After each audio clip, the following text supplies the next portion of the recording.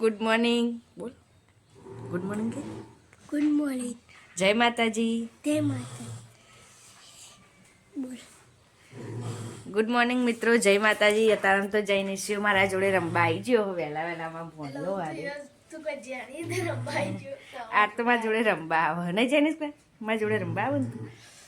અને પતિક તો વહેલા વહેલા હજુ ઉઠીને દાંતણ કરી નહીં, બ્રશ કરી નહીં અને લખવા બેસી ગયો હ. જયો આવ્યો હ એનો ભાઈબંધ અને કાનો ને એ તો બે જણા હોઈ રહ્યા હ. ગુડ મોર્નિંગ, જય માતાજી બોલી જા. જય માતા. ઉતાવળું બોલવું પડે, ઉતાવળું બોલ. ચાલો બોલ. Good morning. જય માતાજી. હા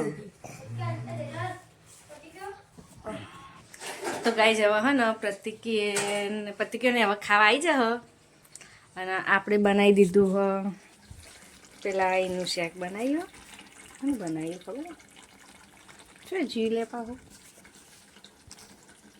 તો ગાઈ જવા પ્રતિકને ખાવા આવવાની તૈયારી હવે ખાવા જો લુગડો પાવડરનો પલાળી મૂક્યો, પછી વાસણ ઘસાઈ ગયો, પોતું થઈ ગયું અને હવે શેગોનું શાક બનાવ્યું. હવે રોટલી બનાવું છું અને પ્રતિકને હવે આવી જશે ખાવા. અને જેટલો બને એટલો સપોર્ટ કરો અમને, લાઈક કરો, શેર કરો વિડીયો અને સબસ્ક્રાઈબ કરો. સબસ્ક્રાઈબ કરવાનું ભૂલશો નહીં. જય માતાજી, જય રોમાપીર. તો ગાઈસ આપણે જ્યાં ખાવા જઈએ મોડું થતું હતું ત્યાં હવે ટીપી આવ્યા નતા. અને અમે જ્યાં 10 વાગ્યા હતા ને ત્યાં રૂમમાં બી હાથ દીધા હતા. ગાનની તો હારો કોણ શગન શેક કરી જાની શેગો બેદામ લાડી મારે ખાવી છે. રોટલી કરો મમ્મી. તો ગાઈ અમે નીકળી જે હવે વિસનગર જવા. પ્રતિક બોલી જા. પ્રતિક દુકાન સંભાળજે, અમે દવાખાને જઈને આવીએ વિસનગર. તો ગાઈ જવા આપણે વિસનગર પહોંચી ગયા. ચોમસ્તિંગા રોડ બનાવી દીધો હો, આરસીસી મસ્ત ભરીને બનાવ્યા. કારણ કે તૂટ તૂટ કરે ને રોડ એટલે. ચોકણ જવાનું આપણે દવાખાને જવાનું હવે, પણ ટ્રાફિક વધારે હોય કે.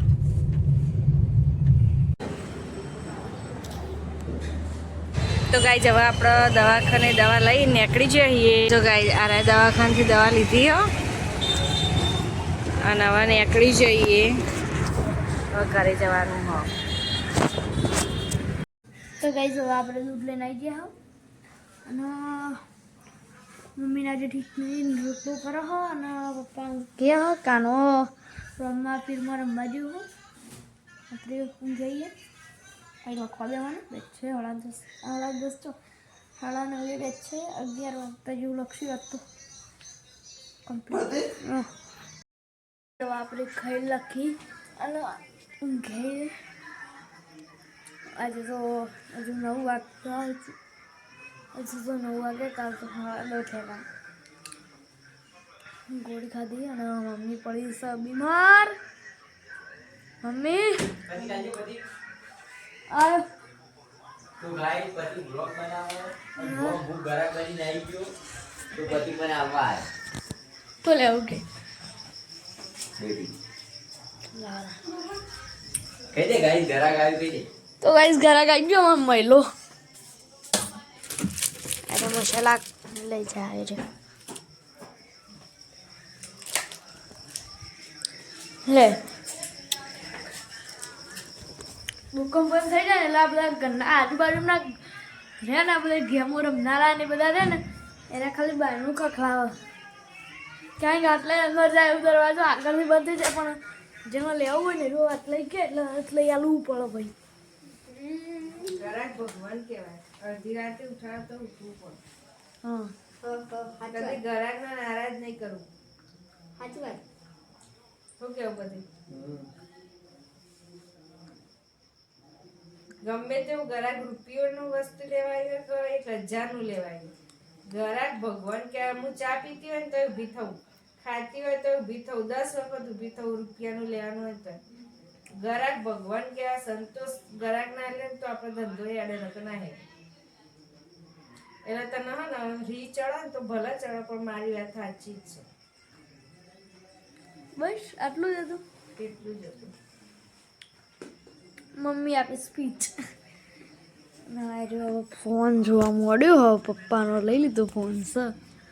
હા ફોન જો મોડ આવતી. આપણે હવે એડિટિંગ કરશું. તો હવે આપણે બ્લોગ થોડા ટૂંકા આવતા છીએ. બ્લોગ ચલાવવા આગળ નહીં આવે. બધા લેસન જોઈને માર્ક્સ આવવાના એટલે આપણે લેસન કરવાનું ધ્યાન આપી દઈએ થોડું વાર.